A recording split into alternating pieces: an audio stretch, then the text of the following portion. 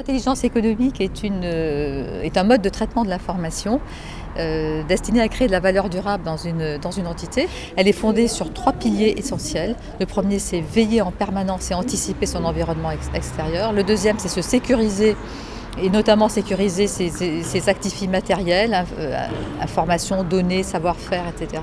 Et le troisième, c'est être proactif dans les enceintes européennes et internationales qui font les normes, les règles et toutes les décisions dont ça se rapproche du lobbying.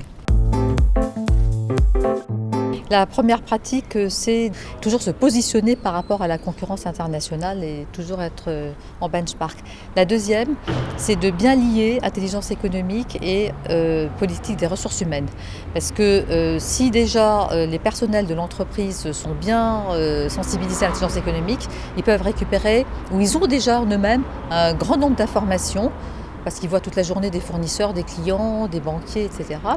Et ils doivent être habitués à redonner cette information. Mon expérience, c'est qu'on a 50% de l'information déjà dans l'entité, avant d'aller la chercher ailleurs. Et mon troisième est d'avoir une dimension proactive que n'ont pas assez les entreprises, c'est-à-dire d'être capable d'aller œuvrer à Bruxelles ou dans les lieux normatifs internationaux pour être en amont de la norme qui crée les marchés ou qui, au contraire, peut fermer des marchés.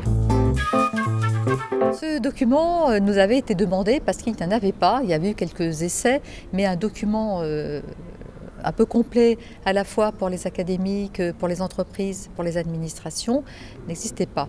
Ce document a pour ambition à la fois de poser le concept d'intelligence économique, des méthodes et des applications. Et il doit être le socle d'une doctrine de l'école française d'intelligence économique qui participe aussi au rayonnement international. Parce qu'on a cette école de pensée est une école spécifiquement française qui maintenant se traduit en anglais et qui est tout à fait du niveau à rivaliser avec les écoles américaines, japonaises et autres. Sciences Po.